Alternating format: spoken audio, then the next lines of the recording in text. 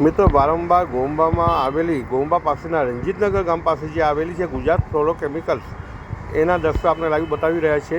જ્યાં આજે સવારમાં ફરી એક વખત 10 વાગ્યાના સમયગાળામાં ફરી એક વખત બ્લાસ્ટ થયાની ઘટના બનવા પામી હતી.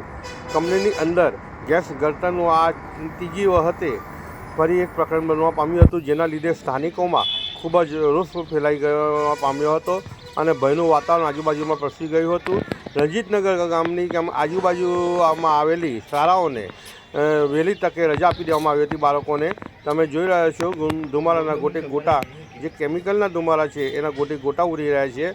ફરી એક વખત આ ત્રીજી વખત ગેસ લીકેજની ઘટના બની હતી, પરંતુ કંપનીમાં સાયરન વગાડી દેવામાં આવી છે, જેથી કરીને ભયનો માહોલ વધારે તરફ ફેલાઈ ગયેલો છે.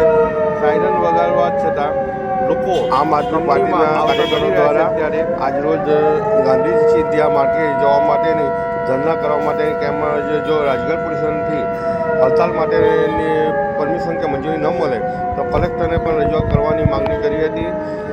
આજરોજ ડૉક્ટર જયરામભાઈ રાઠવા તેમજ સંજયભાઈ સોલંકી દ્વારા ગુજરાત ફ્લોરોકેમિકલ્સ ખાતે આવીને મોટા પાયે લોકોને હાકલ કરી હતી કંપની બંધ કરવા માટે.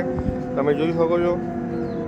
રીતિ શાહ સાથે દિવ્ય ભાસ્કર, આજે 6/12/2025 રોજ ફરીથી એકવાર GFL જે ઝેરી કેમિકલ કંપની છે તેની અંદર ફરીથી એકવાર બ્લાસ્ટ થયો હતો. 2021ની અંદર પણ કેટલાય લોકો મર્યા હતા. ત્યાર પછી 2023, 2024 આ રીતે સળંગ આ કંપનીની અંદર બ્લાસ્ટ થઈ રહ્યા છે. અને આ કંપની એક દિવસ ભોપાલ જેવી દુર્ઘટના સરશે અને અમારું ઘોઘંબા બિલકુલ વિનાશ થઈ જશે ત્યારે બંધ થશે. વારંવાર તંત્રને રજૂઆત કરવામાં આવી રહી છે અમે, અને લેખિતમાં રજૂઆત કરીએ છીએ, છતાં પણ વારંવાર આ કંપનીને કોણ પરમિશન આપે છે તે પણ મુખ્ય વાત છે. અને આ કંપની વારંવાર જો આવી રીતે દુર્ઘટના થશે તો અમારું નામ નિશાન મટી જશે. હું આમ આદમી પાર્ટી તરફથી કેટલી વાર મેં રજૂઆતો કરી છે અને હવે તો અમે આ કંપનીથી પણ થાકી ગયા છીએ. માનનીય ચૈતર વસાવા સાહેબ પણ આ કંપનીને લીધે આપણા રણજીતનગર પાસે આવેલી GFL કંપનીમાં થતા અવારનવાર બ્લાસ્ટ માટે આજે ગાંધી ચિંધ્યા માર્ગે આંદોલન માટે પરમિશન માગવામાં આવશે.